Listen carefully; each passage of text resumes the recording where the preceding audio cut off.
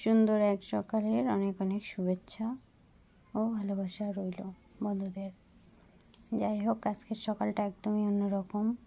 তো দেখো, আজকে আকাশে ভীষণ মেঘ করেছে। আর দেখো, হালকা চিটেফোঁটা বৃষ্টি খানিক কিছুটা আগে হয়েও গেল। আর আকাশটা দেখো, এই হাওয়াটা এত সুন্দর, এত ভালো লাগছে। দেখো, বৃষ্টিও চলে আসলো। তো রিমঝিম রিমঝিম বৃষ্টি পড়ছে।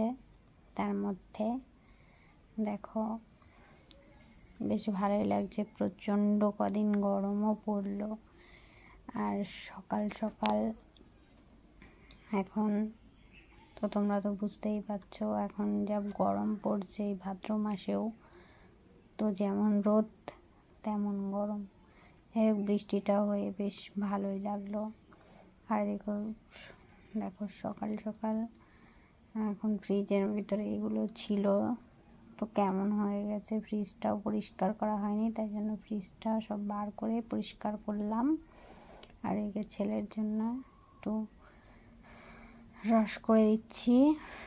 এটা হচ্ছে আড়ির পাতার রস।